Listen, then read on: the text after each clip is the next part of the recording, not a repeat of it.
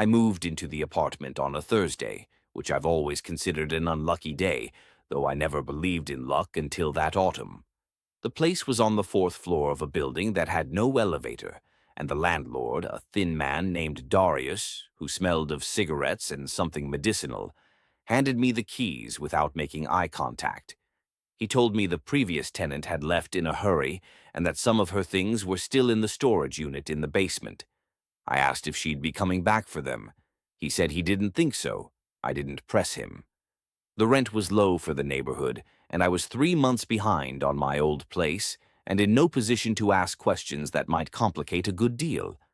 The apartment itself was clean enough, or at least scrubbed, which is a different thing.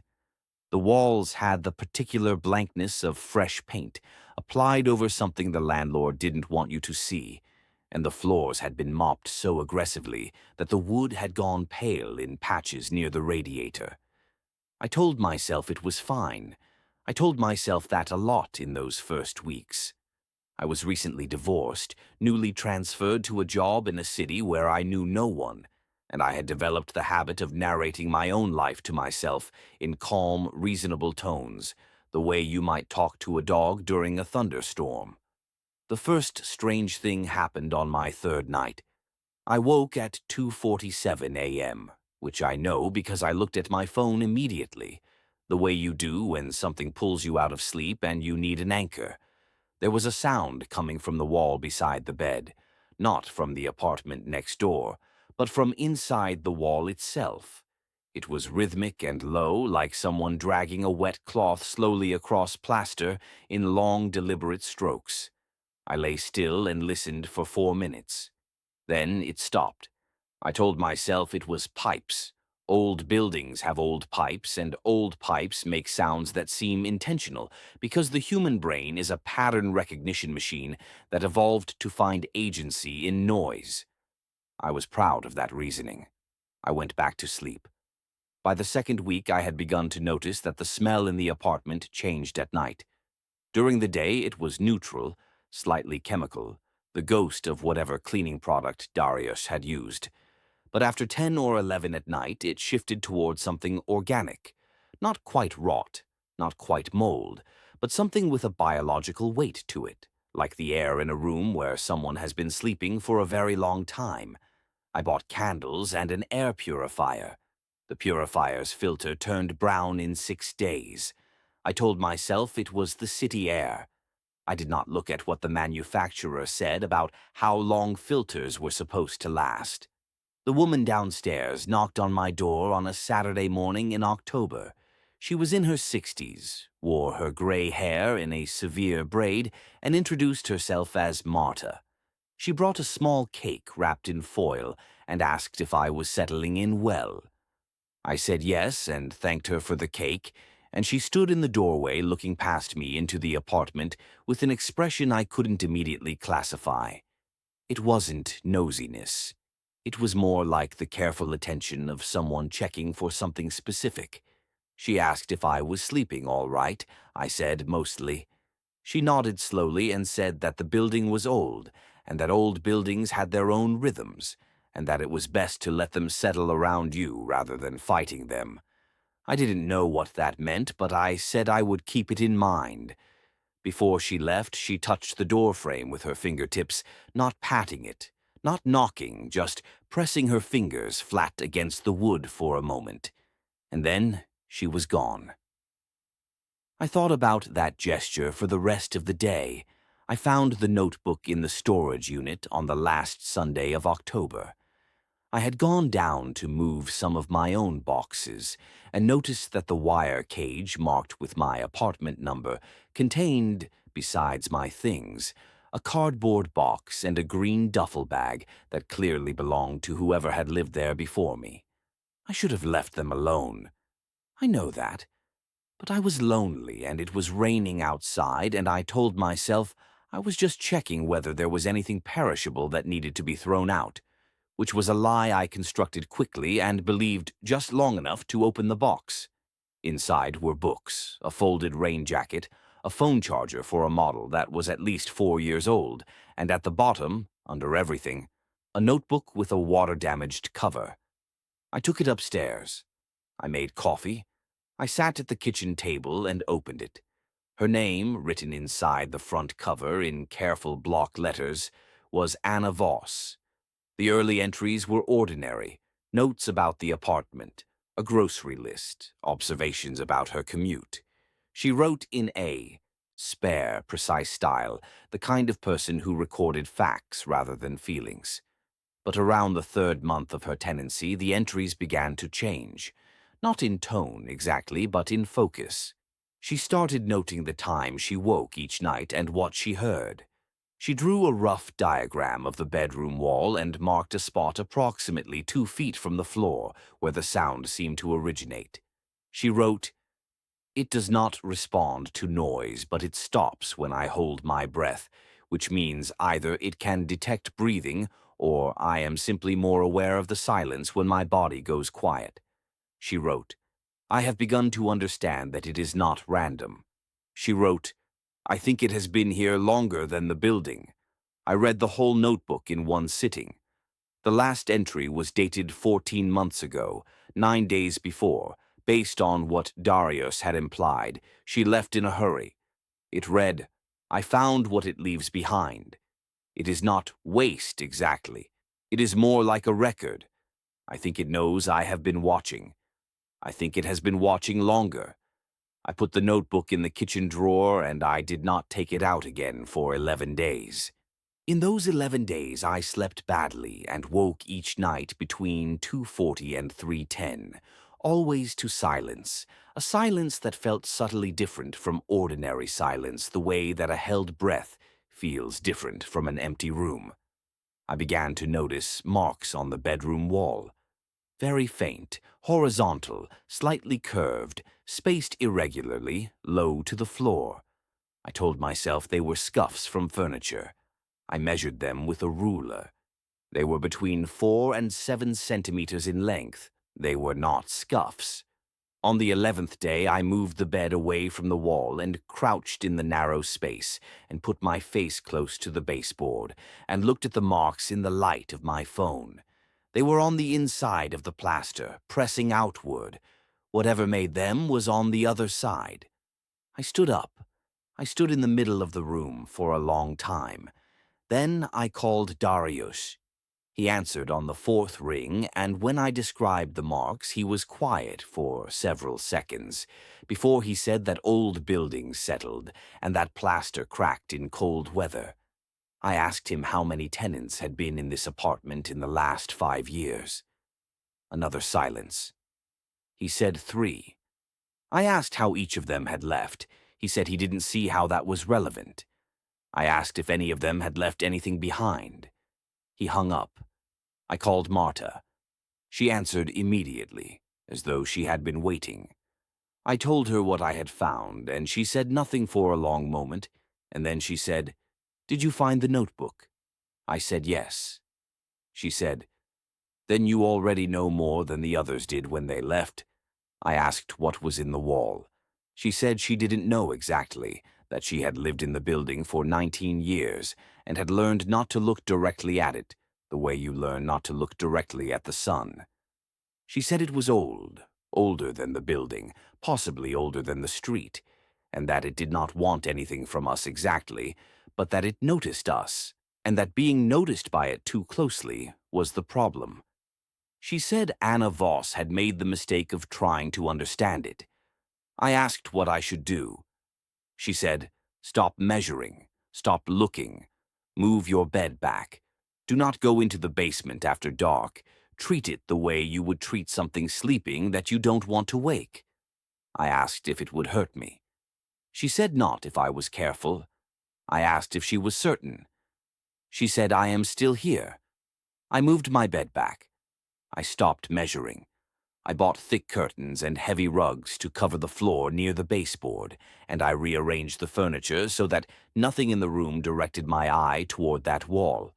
I developed small, deliberate rituals of inattention, looking at my phone when I walked past, keeping the television on at low volume in the evenings, filling the silence with the ordinary noise of a person who is simply living in a place without looking too closely at it. Some mornings I wake, and the smell is stronger, and I know it has been active in the night, and I lie still with my eyes on the ceiling, and I breathe slowly, and I do not listen. It is now 7 months since I found the notebook. I have not gone to the basement after dark. I have not put my face against the baseboard again. I have not contacted Anna Voss, though I found her on social media once, and I looked at her profile photo for a long time, at her eyes, which had the specific quality of someone who has learned not to look at something and is not yet sure if not looking is the same as being safe, and then I closed the tab. The marks on the wall are a little deeper now. I can see the slight raised texture through the rug. I don't measure them. I don't look at them directly. I am still here. That is, what I tell myself each morning. I say it in the same calm, reasonable tone I used when I first arrived, the way you talk to a dog during a thunderstorm. And I do not ask myself whether the storm is ending or only pausing, because some questions I have learned are themselves a form of looking.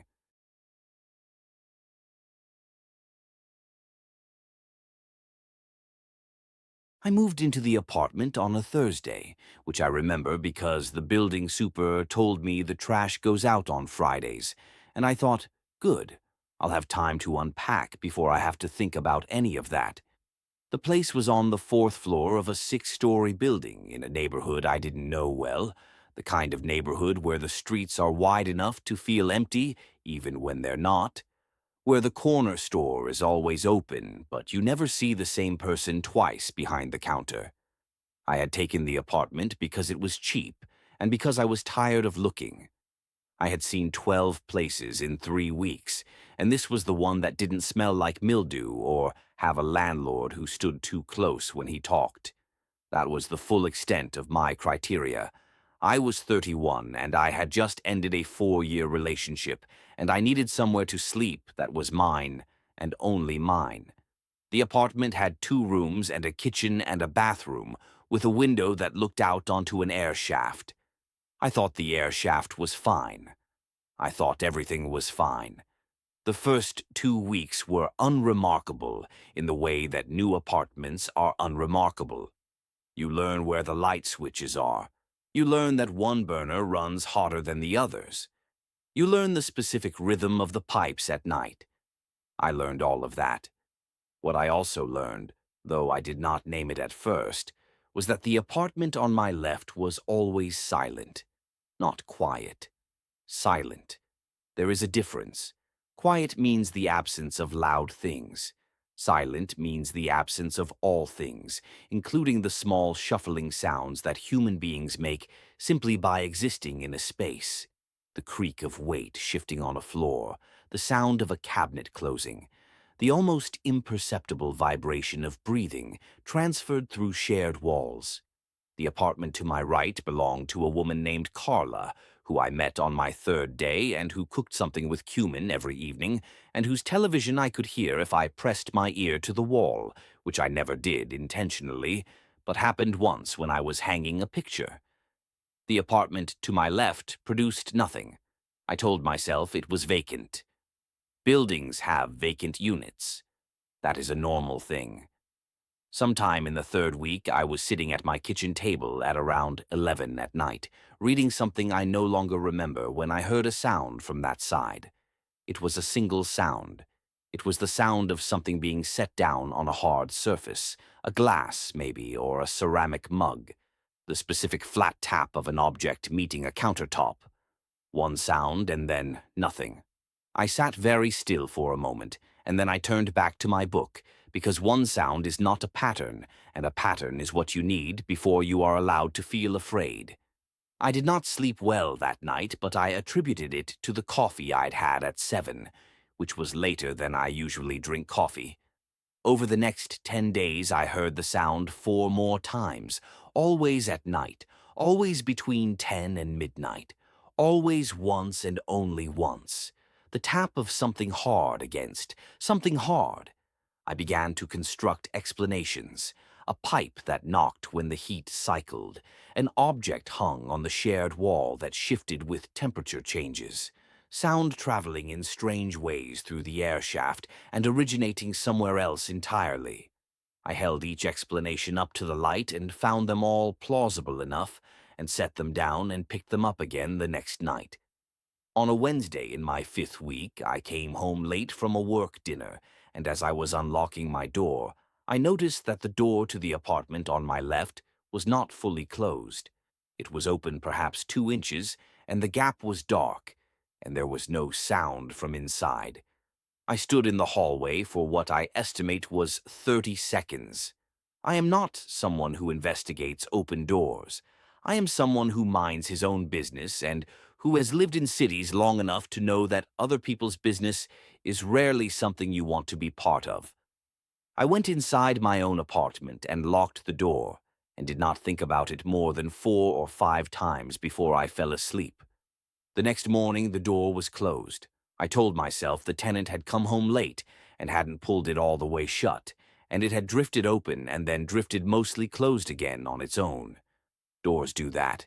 I know doors do that. In my 6th week, I ran into the super, a compact man named Gerald who was replacing a bulb in the hallway fixture, and I asked him in a way I hoped sounded casual about the apartment next to mine. Gerald looked at the door and then looked at me with an expression I cannot fully describe, except to say that it was the expression of someone deciding how much to say. He told me the unit had been occupied for about 8 months by a man named Daniel Marsh who worked nights. He said it simply, the way you state a fact that explains everything, and I nodded as though it did explain everything. I asked if Daniel Marsh had ever caused any problems. Gerald said no. He said Daniel kept to himself. He said some people are just private. I thanked him and went upstairs, and that night at 11:14 I heard the tap from the other side of the wall, and I thought, he works nights. He sleeps during the day. He's awake now, that is all this is. I felt better for about a week. What changed my mind was not one thing but the accumulation of small things that I am going to describe in the order they happened, because order is the only way I have of making sense of them. The first was that I realized, after keeping informal track for 2 weeks, that I had never once heard the elevator stop at our floor during the day. I work from home 3 days a week. I am in the apartment. The elevator passes the 4th floor many times daily on its way to 5 and 6, and I hear it every time. It never stopped. The second was that I passed a woman on the stairs one afternoon, who I had not seen before, and asked her conversationally if she knew the man in 4L, and she said she didn't know anyone in 4L, and she said it in the particular way that people say things when they mean they didn't know anyone used to live there. The third was the smell. I noticed it on a Tuesday, faint, coming from under the door of 4L, not strong enough to be alarming on its own, but the kind of smell that registers at the back of the throat before the conscious mind has processed it. Something low and animal and wrong in a way that has no single word in English, though the body knows it immediately. I told myself it was garbage. I told myself it was a problem with the drains. I stood in front of that door for a long time, and the smell was faint, but it was there, and the silence on the other side was absolute. I went to Gerald that evening. I told him about the smell. He looked at me for a moment, and then he picked up his phone and made a call and said, "Very little," and hung up and told me to go back to my apartment. I did. 20 minutes later, I heard voices in the hallway, and I heard the sound of a door being opened, and I heard Gerald say something I could not make out, and then I heard nothing for a long time, and then I heard a voice I did not recognize say, "Call it in." I did not open my door. I sat on my couch with both feet flat on the floor, and I looked at the wall between my apartment and 4L, and I thought about the tap. The single tap. One sound in the night. I thought about the fact that I had heard it for the last time 6 days ago, and that 6 days is long enough. The paramedics arrived, and then the police arrived, and eventually Gerald knocked on my door and told me that Daniel Marsh had been found deceased in his apartment.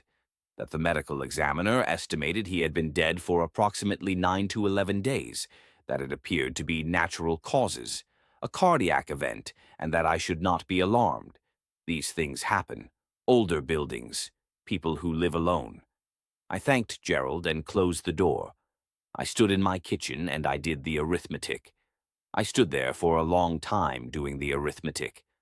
The last time I had heard the tap from the other side of the wall, Daniel Marsh had already been dead for 2 or 3 days. I have not found an explanation for this that I am willing to live with. I still live in the apartment. I have not moved the furniture away from that wall. I have not stopped sleeping on that side of the bed. What I have done every night since is lie very still after 11 and listen to the silence that comes from 4L, which has been empty now for 3 months and which makes no sounds at all. And I tell myself that this is what I wanted when I moved here, which is a space that is mine and only mine, and I try to be grateful for it.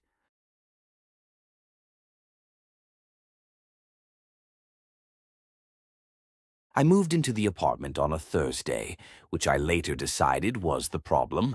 Not the building itself, not the landlord's hollow smile when he handed me the keys, not even the smell that hit me the first time I opened the door, that specific combination of bleach and something older underneath it that I couldn't name and didn't want to. Thursday felt unlucky in retrospect, the way everything feels causal once you're deep enough inside a consequence.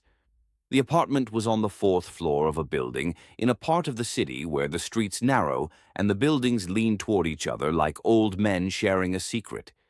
It was affordable. That should have been the first sign. In a city where nothing affordable is ever simply affordable, where every reduced price is a subtraction from somewhere else, I should have asked more questions. I didn't. I needed somewhere to sleep, and this place had walls and a window and a price that didn't make me nauseous. So I signed the lease without reading past the second page and carried my boxes up 4 flights of stairs that groaned under every step in a way that sounded almost conversational. My neighbor on the 4th floor was a woman named Arlette. She introduced herself the first evening, knocking on my door at exactly 7, holding a small plate of something wrapped in foil. She was perhaps 60, perhaps older, with the kind of face that gives nothing away, pleasant, symmetrical, organized. She told me her name, told me she'd lived in the building 11 years, told me to knock if I needed anything. I thanked her, and she smiled and left, and I noticed only after she was gone that she hadn't asked my name. I told myself that was simply forgetfulness, the social ellipsis of age. It was 3 in the morning the first time I heard the sound. I was not yet asleep. I rarely sleep well in new places, and the city outside had its own rhythms that hadn't yet integrated into my unconscious the way familiar sounds do. And so when it started, I heard it clearly. It was a dragging sound. Slow, deliberate, coming from directly above me, which was impossible because Arlette had told me the 5th floor was unoccupied. The landlord had confirmed this when I asked about noise.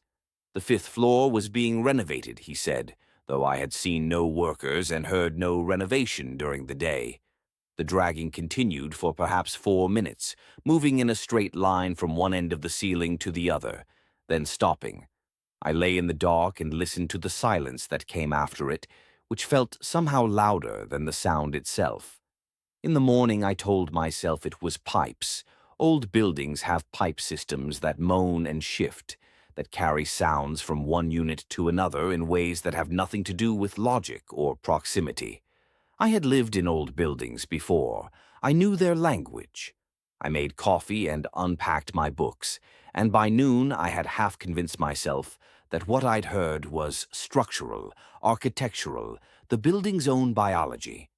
That evening I saw the door. It was at the end of the 4th floor hallway, past the last apartment, in a section of the corridor that I'd assumed was a utility closet. The door was plain, unpainted, with no handle on my side, only a keyhole that sat slightly too high, at eye level, in a way that made it feel like an invitation. I stood in front of it for a moment and then, walked back to my apartment and didn't think about it, or tried not to. The second week I began sleeping badly in a different way. Not the restless half-awareness of adjustment, but something heavier, a sleep that felt adhesive, that pulled me under regardless of whether I wanted to go. I would lie down at 10 and wake at 7 with no memory of the hours between, and yet I woke exhausted, as though the sleep itself had cost me something. I mentioned this to Arlette when I passed her in the hallway. She nodded slowly and said that the building took some getting used to. She said it in a tone that suggested she was describing a personality rather than a structure. I asked her about the door at the end of the hall, and she looked at me steadily for a moment before saying she didn't know what I was talking about. I walked her to it. She stood in front of it with an expression I could not read, and said she had never noticed it before, and something in her voice made me certain she was lying, though I could not have said why. I went to the landlord the following day. His office was on the ground floor, a small room behind the mailboxes with a desk covered in paper and a window that looked onto a wall. I asked him about the fifth floor, and he repeated what he'd said before. Renovation, unoccupied, nothing to worry about. I asked him about the door at the end of the fourth-floor hallway, and he looked at me the way adults look at children who have said something they shouldn't know. He said there was no door. I said I'd been standing in front of it 24 hours ago, and he said there was no door, and his voice didn't change pitch or tempo, and that steadiness was the most frightening thing I'd encountered so far. I started taking photographs. This was partly rational. If the door disappeared, I wanted proof of its existence, and partly something else. Some instinct I couldn't fully articulate, a need to document my own perceptions before I stopped trusting them entirely. I photographed the hallway every morning and every evening. The door appeared in some photographs and not in others, with no pattern I could identify related to time or light or camera angle. On a Tuesday night in my third week, I woke at 3:15. I know the time because I looked immediately at my phone, and the dragging sound was happening again above me, but this time it was accompanied by something else. Breathing. Not the breathing of someone in the room, not close, but coming from the same direction as the dragging, as though whatever was moving across the floor above me was doing so with effort, with exertion, with the particular labored breath of something carrying weight. I got out of bed. I don't know why. Some part of me had decided, in the weeks since I'd moved in, that passivity was the wrong approach, that the apartment or the building or whatever was operating inside it had already identified me as someone who would lie in the dark and wait, and that this was precisely the dynamic I needed to disrupt. I took my phone for its flashlight, and I went into the hallway, and I walked to the end of it. The door was there. The keyhole was at eye level, and I looked through it before I could decide not to. The room beyond was large, larger than it should have been given the building's footprint, and lit by a source I couldn't locate, a gray ambient light that had no origin point. In the center of the room there was a chair. Sitting in the chair was a figure that was either a person or had been one, a distinction I could not resolve from my angle and was not prepared to pursue. What I could see clearly, what I have not been able to stop seeing since, was that the figure was looking directly at the door, directly at the keyhole, directly, with an accuracy that made no sense unless it had known I was coming, at the precise point in space where my eye was. I stepped back. The hallway behind me was dark in a way it hadn't been when I'd walked down it. The overhead light had gone out, or been turned out, and the only light came from my phone screen and from the thin line beneath the door, which I was now facing from the outside, and which seemed, incrementally, to be fading. I walked back to my apartment. I walked slowly because something told me that running would constitute a kind of answer to a question I didn't want to have asked. I locked my door and sat on the edge of my bed until the light came back in my room, which happened at approximately 4:45. The ordinary blue light of early morning coming through my window from the city outside, from the buildings across the narrow street that were simply buildings, from a world that was simply a world. I stayed for another week. This requires explanation, and I'm not sure I can give one, except to say that leaving felt like a concession to something, and there is a specific human stubbornness that operates even when its object is fear, perhaps especially when its object is fear. During that week, the sounds continued and the sleep continued, and I continued photographing the hallway. I spoke to Arlette twice more. The second time, at the end of that final week, she said something I've thought about every day since. She said, "It only looks because you look back." I left on a Thursday, which seemed appropriate, the symmetry of it appealing to some part of me that wanted the experience to have a shape. I have not returned, and I have not contacted the landlord, and I have not looked at the photographs since the night I took the last one.